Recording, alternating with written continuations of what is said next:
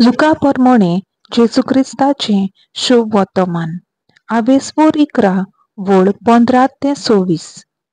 तरी असताना त्या लोकांतल्या कांय जाणांनी म्हणले, बेलजुबेल देंवचाराच्या प्रधाना उद्देशी हो मनीस देंवचार काडटा. हेर कोण कोण ताची परीक्षा करूंक स्वर्गावेली एकूणा ताचे कोडे मागतालीं. ताची चिंतना वळखून जेजून अशें तांकां म्हणलें, खंयच्याय एका राज्या भितर नागरिकाराचे पंगड एकामेकाचेर उपरासून झूज करूंक लागले जाल्यार तें राज पाड जातलें आनी घरार घर मोडून पडटलें. म्हणटच सैतानाच्या राज्यांतूय एकामेकाचेर झुजतले पंगड आसात तर ताचें राज कशें म्हूण उबें धरतलें?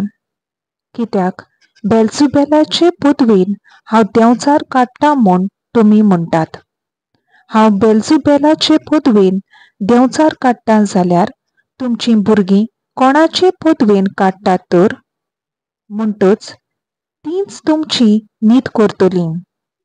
पूण हांव देवाचे पदवेन देंवचार काडटा जाल्यार देवाचें राज तुमचे ताईं कोरेंच पावलें अशें जालें. कोण एक बळिश्ट मनीस आपली सगळीं हात्यारां घेवन आपलें घर राखीत जाल्यार ताचे कोडे आसा तितल्यांकूय कांयच भिरांत ना. पूण ताचेकून बळिश्ट दुसरो एकलो येवन ताका हारयत तेदना ज्या हात्यारांची तो पातयेतालो तीं सगळीं हो अदीक बळिश्ट मनीस काण घेतलो आनी ताचो माल वांटतलो.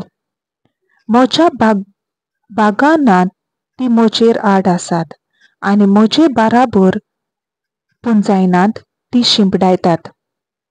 मेल्लो आत्मो मनशा वेलो भायर सरतच सुक्या सड्यार विसव सोदीत भोंवता आनी ताका विसव मेळना जावन म्हणटा, हांव भायर सरलों त्या म्हज्या घरा भितर हांव परत रिगतलों.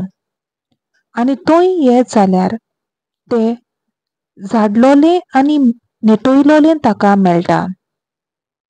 तेदना तो वचून आपणावन अदीक नश्टे आनीक 7 आत्मे आपणा बाराबर घेवन येता आनी भितर रिगून थंय ते आपलें ठिकाण करतात आनी त्या मनशाची मागिरली दशा ताचे आदले गोटी परस वाश्ट जाता. देवाचें उतर हें देवाचो व्हड उपकार.